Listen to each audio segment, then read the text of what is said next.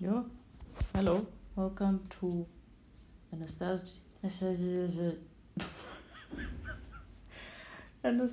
math chat, a young rabble. We are close to wrapping up IEB November 2023 paper 1. So exciting. And today we're looking at question 11b, which is a question that looks like it's bringing some probability and nature of roots stuff together, which is very exciting. So yeah, let's have a look. You have two regular six-sided dice. One is green and one is red. Okay, so the regular just means that there's an equal likelihood of getting any of the numbers on the dice. So one isn't more likely than the other. Okay, on each of the dice. So you throw both of the dice at the same time and record the values. G is the value on the green dice. R is the value on the red dice. Once you have thrown the two dice, you place the values into the expression for f of x. Okay, if f of x is x plus g times x minus r, then answer the questions that follow. Okay, so we have I want to say naively 36 possibilities for f of x, right? You could have x plus 1 times x minus 1, right? So you got a 1 on the green die and a 1 on the red die. Or x plus 1, x minus 2, x plus 1, x minus 3, and so on until x plus 6 times x minus 6. So you have 36 possibilities potentially of what f of x looks like. Okay, so the first question says, what is the probability that the y-intercept for the graph of f will be less than negative 29? Woo! Fire emoji. I am so excited about this question. Okay, so what is the probability that the y-intercept for the graph of f will be less than negative 29? So instinctively, what I want to do is I want to figure out, okay, in terms of g and r, what is the y-intercept of f? Okay, because if I can find an expression, then I can say, okay, well, when g and r are such and such values, then y looks like this, and when g and r are such and such values, the y-intercept looks like that. So I'm going to use the fact that, okay, how do we find y-intercept? We find y-intercept equals when x is 0, right? So we're going to figure out, okay, what is f of 0 in terms of g and r?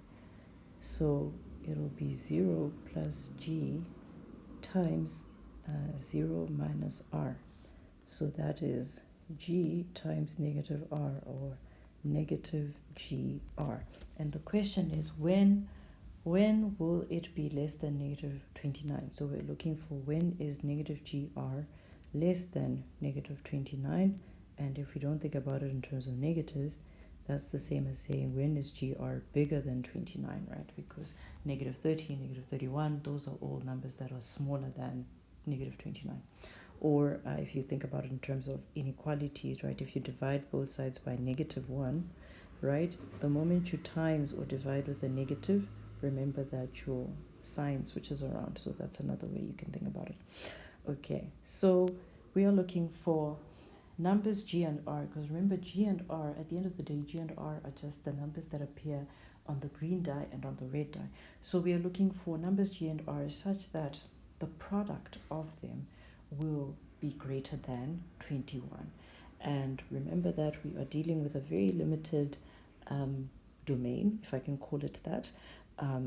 G can only be the numbers 1, 2, 3, 4, 5, 6.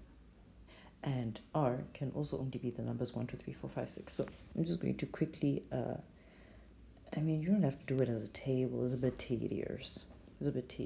Okay, I'll just write down the table, but reason about, what is what, who is who in the zoo. Okay, so let's say that this is r, the number that appears on the red die, and that is g. Okay, so immediately eliminated is 1 times anything, because the highest you can go is 6. We are looking for products higher than 29, so that is immediately out. 2 times 6 is 12, so that is also too low. None of these are going to cut it. 3 times 6 is 18, so all of these are also going to be low then. 4 times 6 is 24, also all too low. 5 times 6 is 30, that is promising. Okay, 5 times 5 is 25, so that's too low. So anything else lower than that is not going to work. Okay, 6 times 6 is 36. Good. 6 times 5 is 30. 6 times 4 is 24. That's too low. So the only possibilities are, I don't know if I can put them as coordinates. So the only solutions are,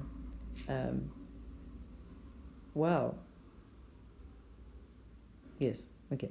The only solutions are, sorry, I just got confused for 2 seconds there. G is equal to 5 and R is equal to 6. Okay, so that's that one. Or G is equal to 6 and R is equal to 5. Okay, so that's that solution over there. Or the last one is G is equal to 6 and R is equal to 6. Okay, so the question is, what is the probability that the y-intercept will be less than negative 29? Okay, so we need to think about what is the total sample space. So this is where I wasn't too sure. I said tentatively there are 36 different functions that can be produced over here. Now I just have to verify that that is in fact true. And it is true because you have x plus something, okay, and those numbers are all distinct, 1, 2, 3, 4, 5, 6, and then x minus something else, 1, 2, 3, 4, 5, 6. So yeah, those are all different. X plus 1, x minus 1. You can't factorize an expression in 2 ways. Well, unless there was like the chance that there could be a highest common factor that can be factored out sometimes, but that isn't the case because the coefficients of x are just 1. So yeah, I think we can safely say that the sample space is 36. Well, the size of the sample space is 36. There are 36 distinct functions that are possible. Okay. Yeah, because you can't have a situation where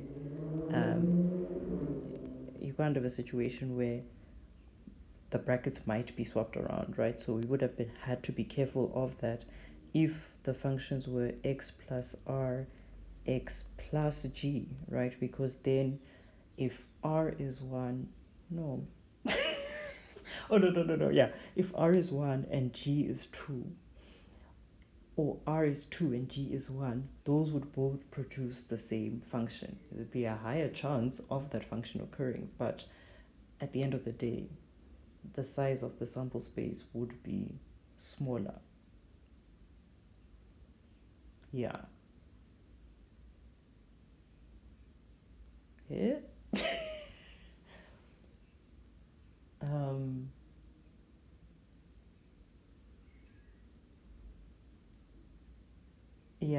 Yeah. Sorry, I just had to think about that carefully. Yes, the size of the sample space would have been smaller.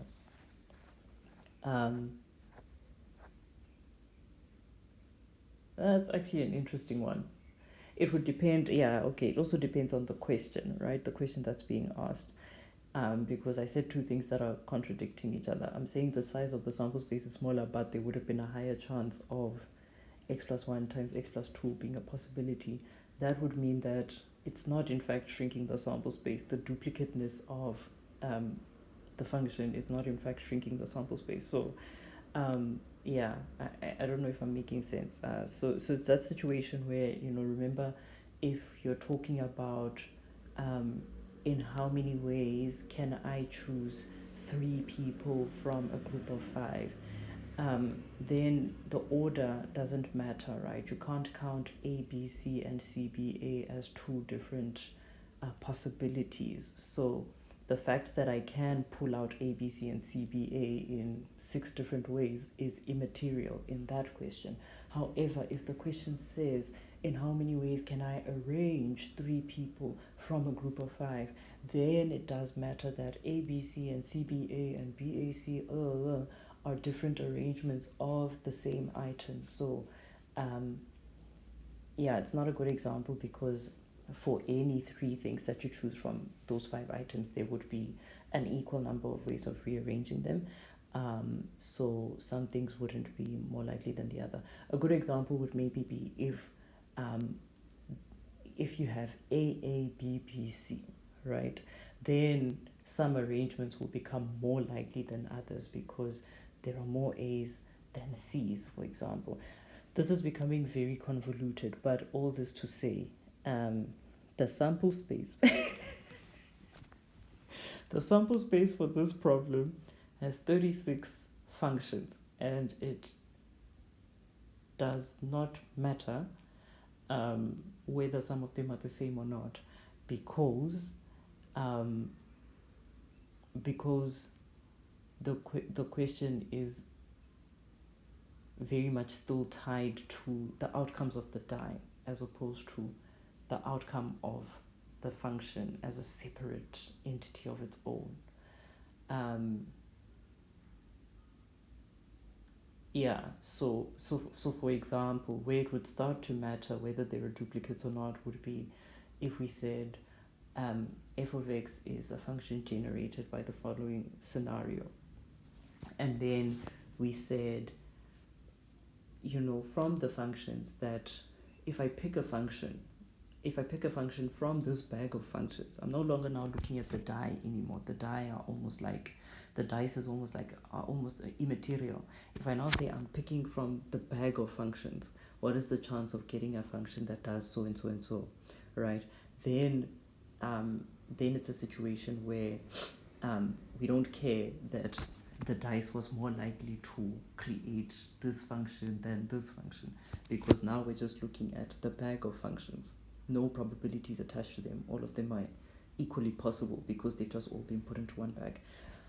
That was an unnecessarily long explanation, maybe, potentially. I am hoping that it has touched someone's heart because it was something that I really needed to clarify for myself for this particular question. So the moral of the story is there are 36 functions, and for whatever it is worth, they are all different.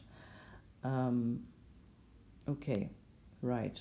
So we are now in a position to say the probability of the y-intercept of f being smaller than negative 29, it can happen in three ways out of the 36 possibilities that I could have rolled, and that is the same as a 12th. Okay, so for all of that agonizing rambling, I shouldn't talk down on my rambling. Do you love my rambling? I love my rambling. I hope you love it too. Yes, we agree that it is a 12th. Okay, on to the next part of the question. So same context as before. We are now asked, what is the probability that the roots of f of x is equal to 0 will be real, rational, and unequal? Oh, you have just got to love this stuff. I love it. Okay, so what do I want to do here? Instinctively, I want to multiply this out, figure out an expression for the discriminant, and then create an inequality using that discriminant and see if I can then reason about the dice, the values on the dice using that inequality. Because remember, if we're talking about real, rational, and unequal roots, right? We're talking about a graph that does something like that.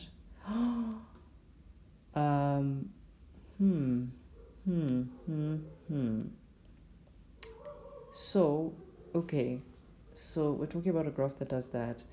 I'm also just getting another idea, right? Because we can look at where the y, not the y-intercept, the turning point, right? So this is a misleading image.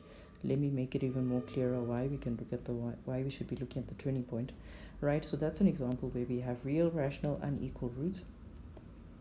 If we then look at this turning point and see, is it below the x-axis? Is it on the x-axis? Is it above the x-axis? That is also going to tell us about the roots. Yes. Okay, I think that's actually a cleaner approach. So, because then we don't even have to multiply things out. What we're looking at is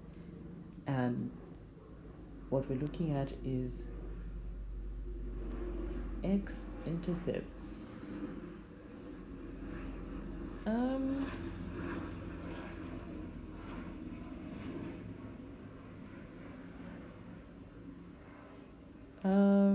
Yeah, okay. So, yeah, sorry. I was just kind of throwing myself off. Okay.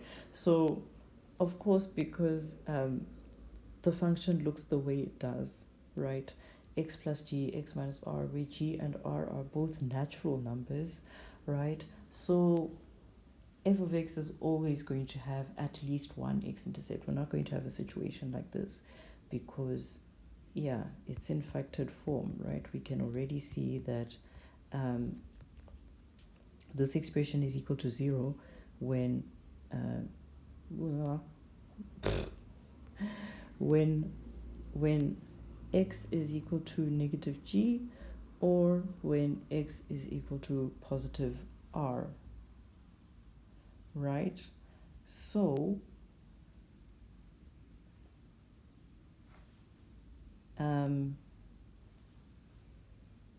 so the worst that could happen is that, hey man, I'm getting Confucius. Okay, so I was gonna say the worst that could happen is that g and r are the same number, but even then, the x-intercepts won't be the same because of that plus and that minus. So one of the roots will be -1, the other root will be 1. So the roots are always going to be real. They are always going to be rational because g and r are natural numbers, and they are always going to be unequal because of that difference in the signs. If g and r could be 0, sure, then we'd be talking only, hey, somewhere, somehow, g and r could be equal, the roots could be equal. But that's not what we're dealing with. So let's just reason about that in words.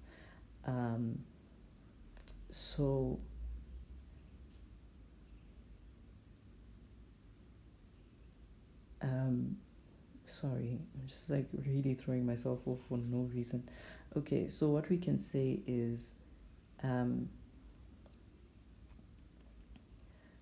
minus g will never be equal to r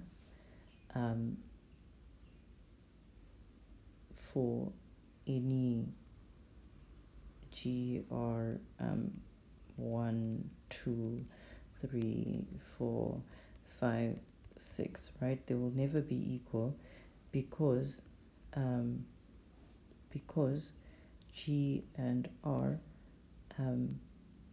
are both positive. So and so negative, so it's more like so negative g is negative. Right? So you will never have a scenario where negative g is equal to r, and so therefore, so that's kind of point number 1, right, to advocate for why they'll never be equal. Number 2 is to advocate that they are real numbers. So negative g and r are real because g and r are 1, 2, they are one of these 6 numbers, so they're definitely real. And what else? Rational. In fact, we can say they are an element of the rational numbers, which is, I just want to shrink this because, okay, which is also a subset of real numbers, right? So minus g and r are definitely rational. They're definitely real numbers also as a result. In fact, I don't know why we write both conditions. If it's rational, it's definitely real. But anyway, I guess it's just emphasizing that there are x-intercepts on that Cartesian plane. So we've argued for why they are real and rational and unequal, right? So that'll be for any value of g and r. So the probability that the roots are real, rational, and unequal is therefore the probability of f of x equal to 0 having real, rational, unequal roots will be 100%, right? There is no combination where the root will be unreal. And maybe just to be like smolanyana dramatic about this, just to also add comfort for myself. So remember, the initial approach I wanted to take was to say, okay, f of x equal to 0 is the same as x plus g x minus r. X plus g times x minus r is equal to 0. So if I times that out, I get minus rx plus gx minus gr, right? And if I write that in standard form, that will be minus r plus gx plus minus gr, I guess, right? Just to be very explicit, this is just the same as g minus r. Okay, so then the discriminant would be why am I trying to fly?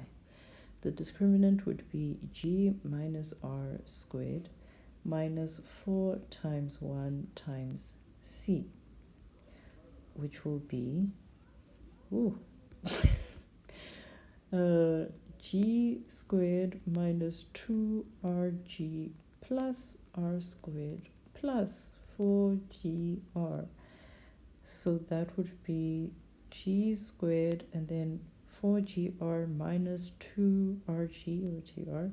So that will also be 2gr, and that will be r squared. And that is the same as g plus r squared, right? And that's squaring. So first things first, g plus r is some number bigger than 0, because g and r individually are each greater than 0. They're 1, 2, 3, 4, 5, 6. So g plus r is definitely something bigger than 0, right? And then second, g plus r squared will also then definitely be something bigger than 0, right? Because of that squaring. All square numbers are at least 0, but in this case, because we've shown that g plus r is definitely bigger than 0, then g plus r squared is also then definitely bigger than 0. So what this tells us is, and third things third, g plus r squared is a perfect square, right? Yeah. It's a perfect square. It's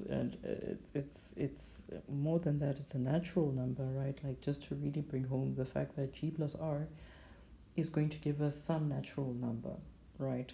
So those are the conditions that we need to show that therefore the roots of f of x equal to 0 are real and rational, right? Because g plus r squared is a perfect square, and they are unequal, right? Because,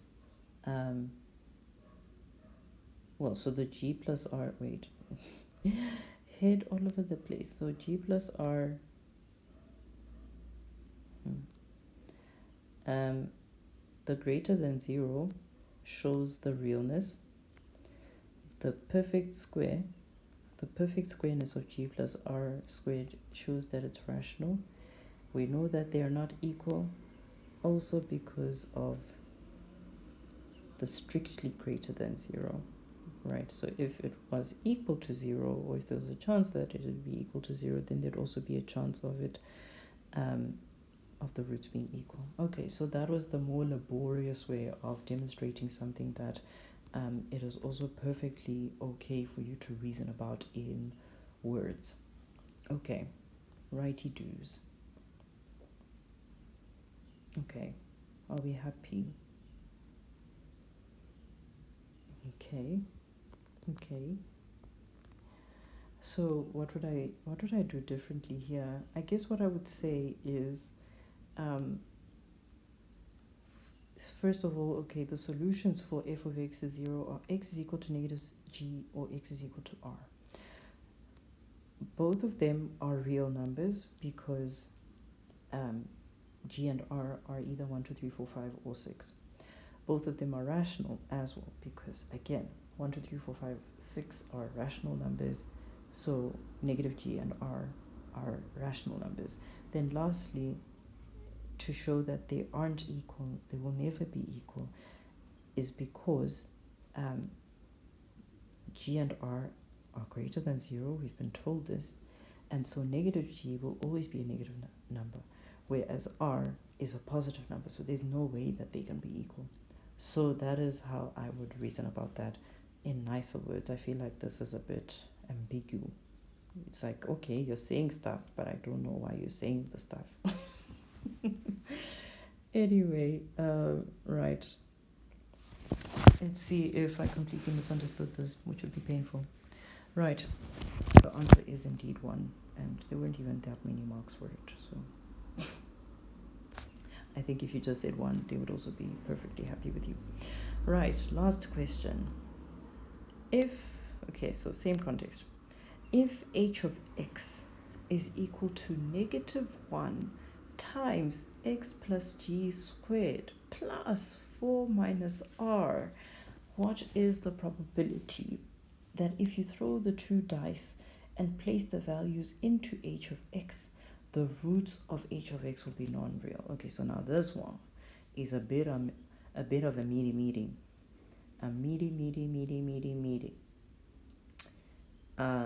I'm a bit confused. Okay, so x plus g, so it'll be a parabola that has moved g units to the left, and then 4 minus r, so that'll be a parabola that has moved down. It could be up depending on what r is. If r is 1, if r is 2,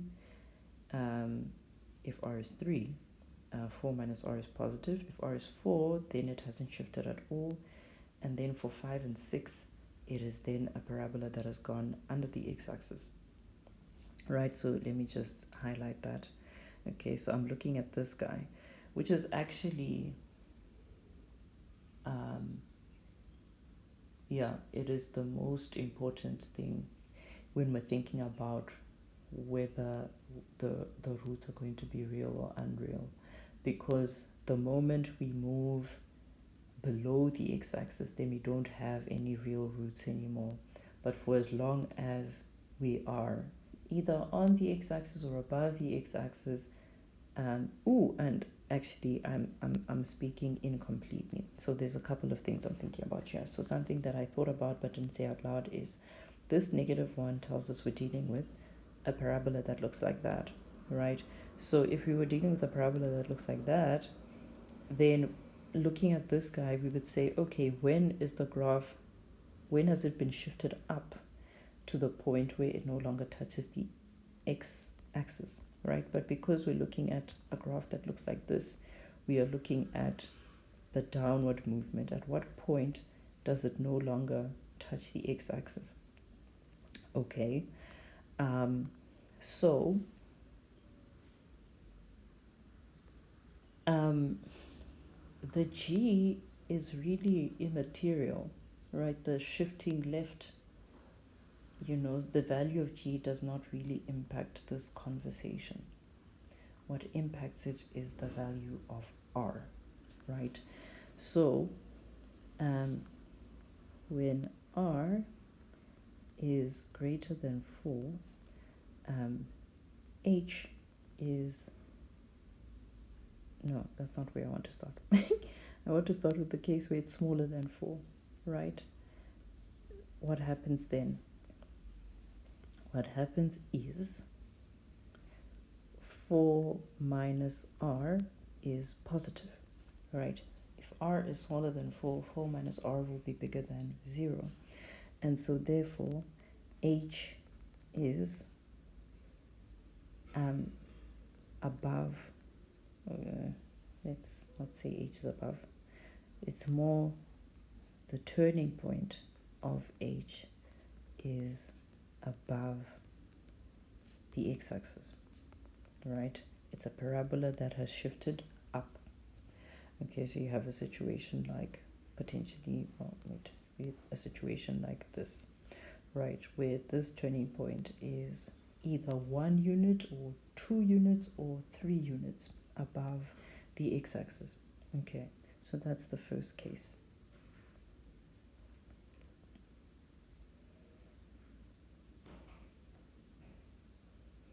Okay, then the second case is when R is equal to 4, then 4 minus R is equal to 0. So then the turning point is on the x-axis. Okay, so that would be something like that, depending on what the G value was, so how much we've moved the graph to the left. Okay, so then we have a turning point over there. And then when R is bigger than 4, then 4 minus R becomes a negative number. So you have 4 minus 5 or 4 minus 6. And so therefore, the turning point of H is below the x-axis. Okay, so then you have a graph like that. Okay, where the turning point is down here, right? Remember, original turning point is here. So if we're shifting up, the turning point is going up. If we don't shift at all, then the turning point is here or whatever, depending on what G is. But if we have a negative value for the vertical shift, then we end up with a graph that looks like this blue one. And that's the one we're interested in, because we're interested in where the roots of h of x is equal to 0, or the x-intercepts of h are non-real. That's where it doesn't catch the x-axis. So we are basically asking, what is the probability of r being greater than 4? And of all the values that r can take 6 values, right? What are the chances that it takes the value 5 or 6? So that's 2 values out of 6. Remember, we said the G is immaterial for this question. So we're not even going to factor that in. Even if you did factor it in, it would be a situation where you have 2 slots, right? You've got R and G. 6 possibilities for G, but for R, we're only concerned with 2 possibilities. So out of the 36 possibilities, we're only concerned with 2 times 6 of them, okay, which gives us 12 out of 36, which is a third, right? So that's one way you could consider it. Or if you just thought about the R, possibility of R being greater than 4, out of 6 values that R could take, we're only concerned with 2. And that also gives us a third. So that's just the demonstration that the G doesn't really matter for what we're considering, right? All we really care about is the value of R, and that is not affected by the value of G. The dice are independent. And so that would be the probability that the root of h of x is equal to 0 would be non-real. We could again, do a similar approach to the previous question where we went and we worked out the discriminant. So let's actually do that for fun. Okay, so I'm going to take this function. So that is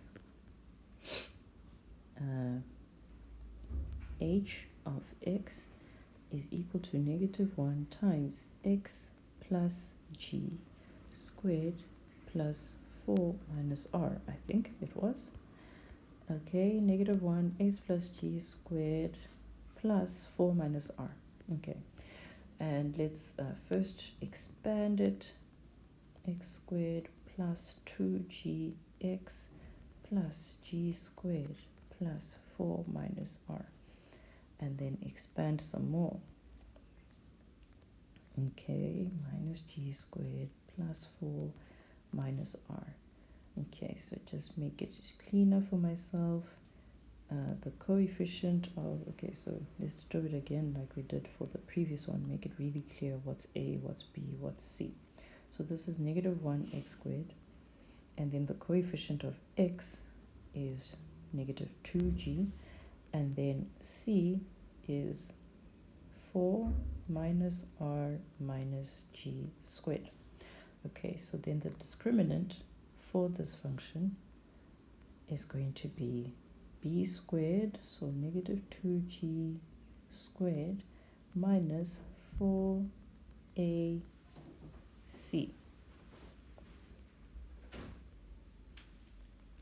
which gives us 4g squared plus 4 times 4 minus r minus g squared, which is 4g squared plus 16 minus 4r plus, oh no, that's not a plus, that is a minus 4g squared. Okay, so that ends up being 4g squared minus 4g squared, so those cancel out. So then we're left with 16 minus 4r. And the question is, okay, so see how the discriminant just comes down to r, doesn't depend on g at all, right? So we're looking for where the roots are going to be non-real, so that's where the discriminant is negative. So where is 16 minus 4r smaller than 0? So you can do that, add 4r on both sides, and then divide by 4. So this again shows us that we're looking for where r is greater than 4. What is the probability of r being greater than 4? And again, the probability that r being greater than 4, well, it's 2 values out of 6 values, which is a third. So that would be, a longer route to arrive at the destination, where you are really applying like your formula for nature of roots, but it also leads to the same answer as just kind of reasoning it out verbally. And yeah, indeed, the memo demonstrates both solutions. Awesome. And we get r is the probability is a third. Lovely question.